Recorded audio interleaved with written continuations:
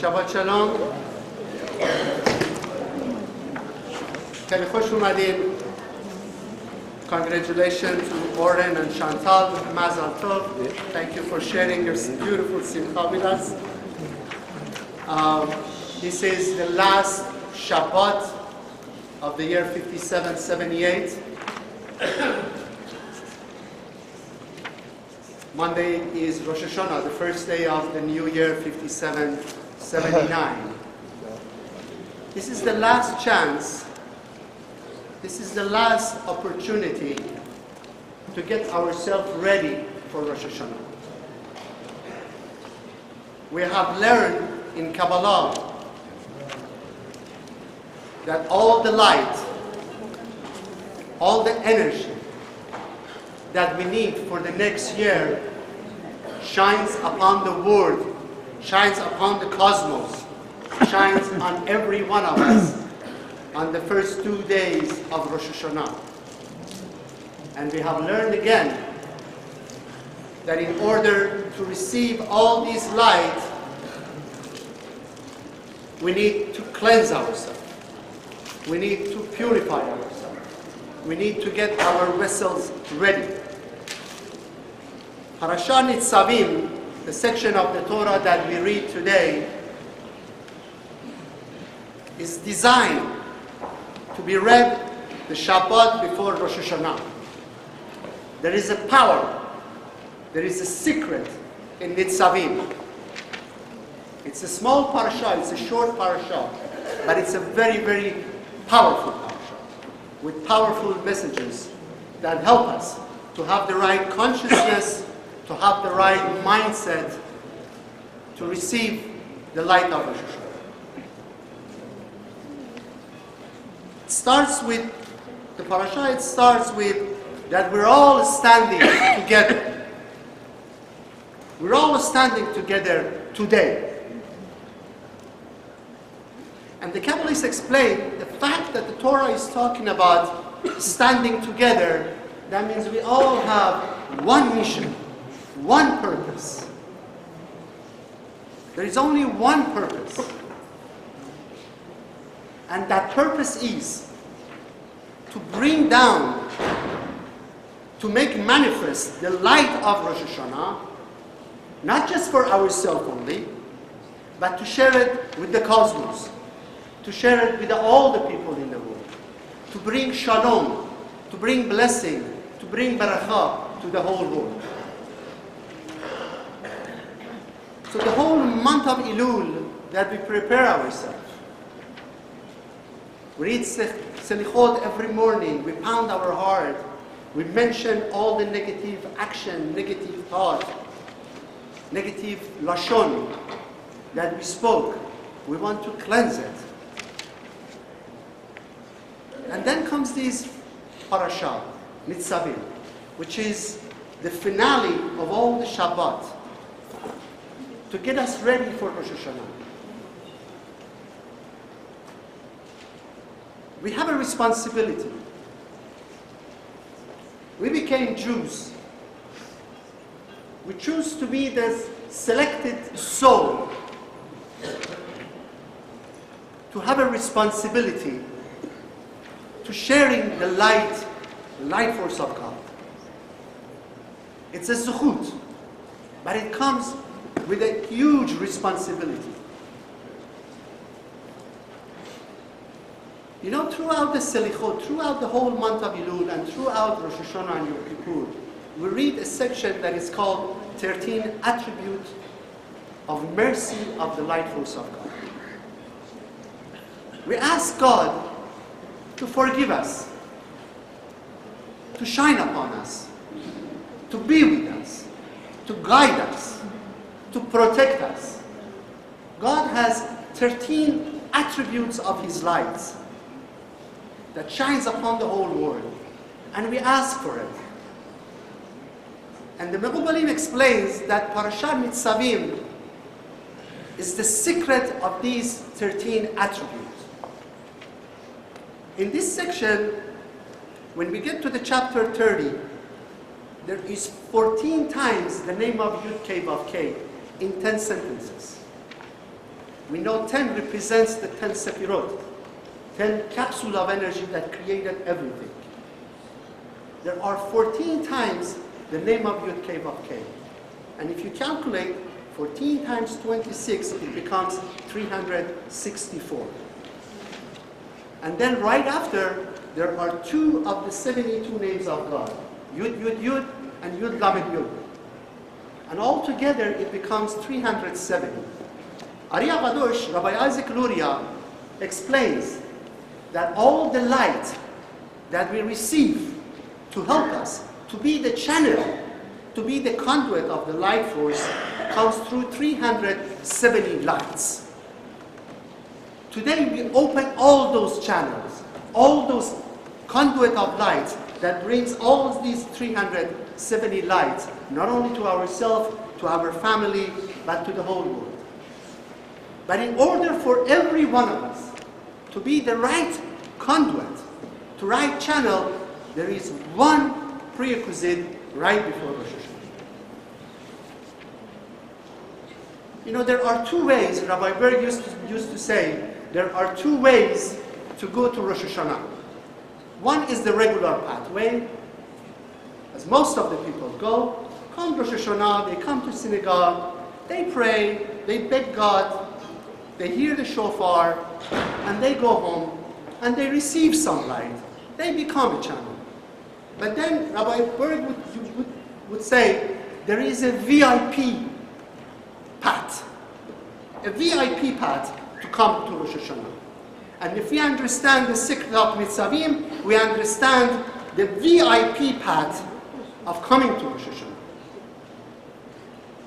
And then Rabbi Rava, Ramban, Ari Agadosh, Rabbi Shimon Bar Yochai, and Moshe Rabbeinu, the teacher of all, explains there is one thing we need to do today.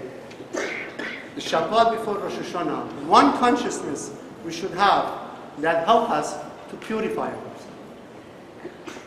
Only one condition. Only one thing. And that is to let go. Letting go.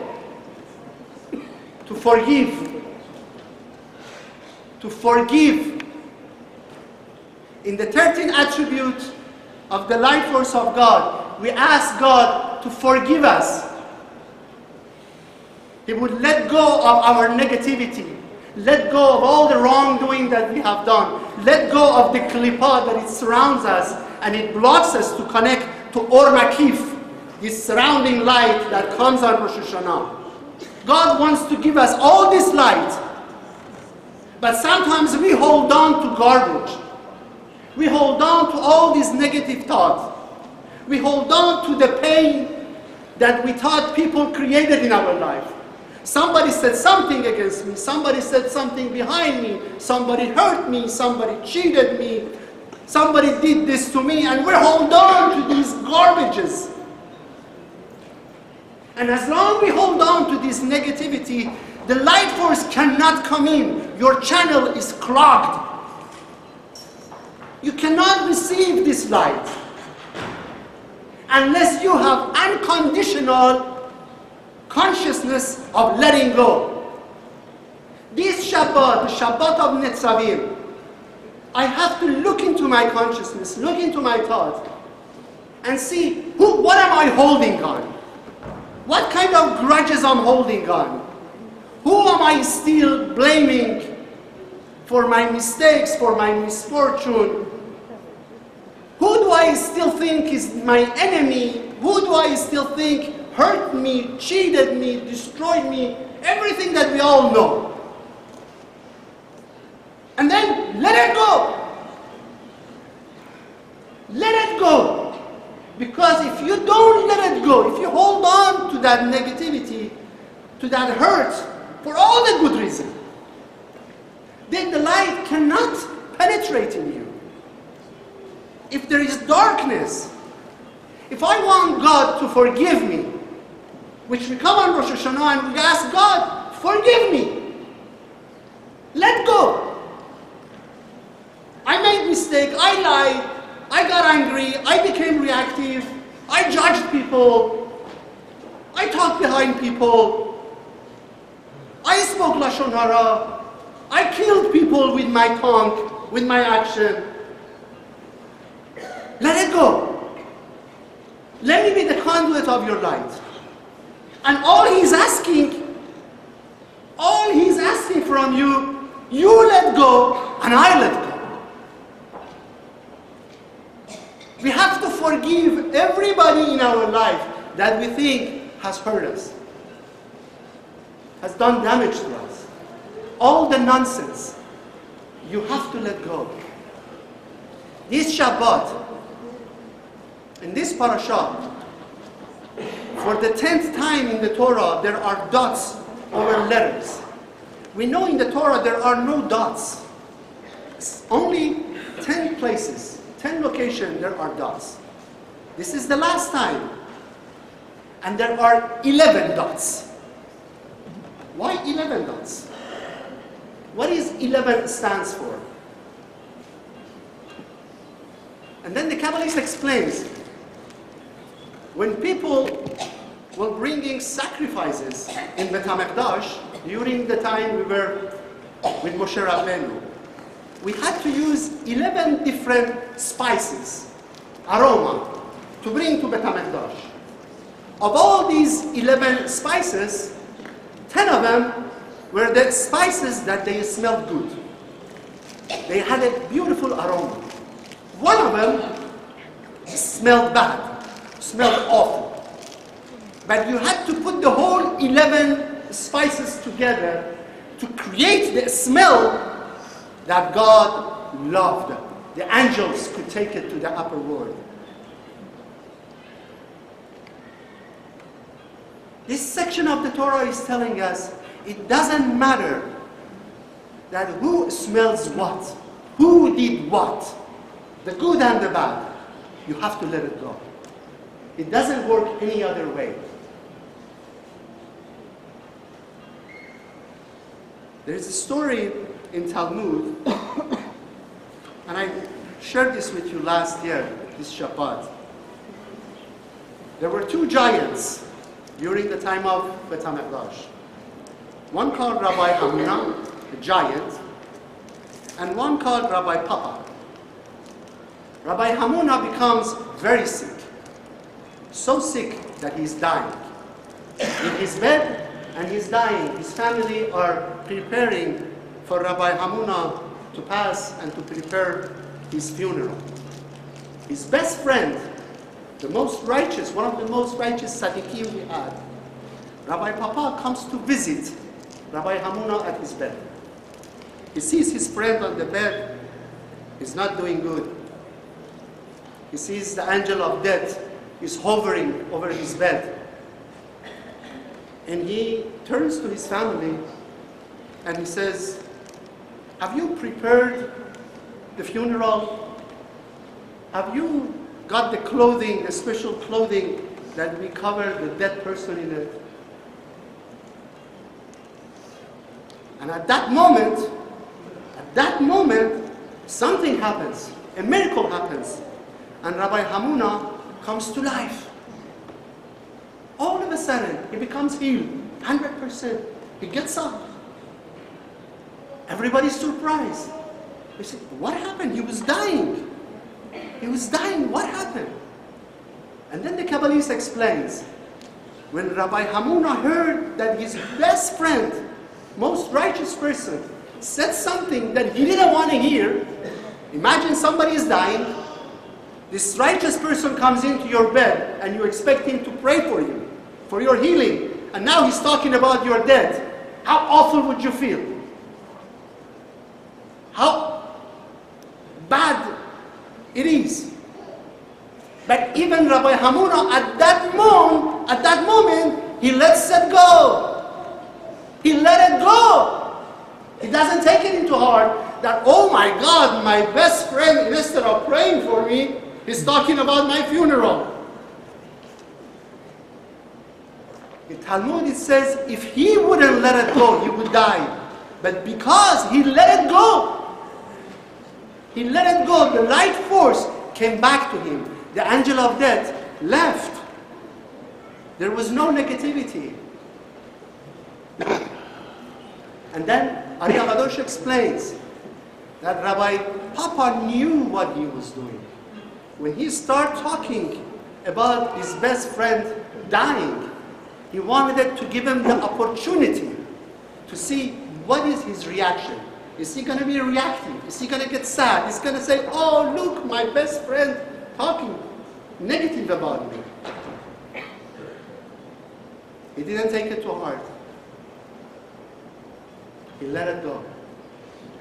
And because he let it go, the angel of death had to leave. Rosh Hashanah is the birthday of Adam and Eve. It's your birthday. Monday is your birthday. It's a new beginning. You receive a new light. And as much as you let go, that amount you receive light. The more you let go, the more you receive. If you totally let go, you receive the ultimate life of this Or Makif, this surrounding light that would give you blessing, barakah, all the light that you need for the next year. Zat Hashem, zechut of this gorgeous couple.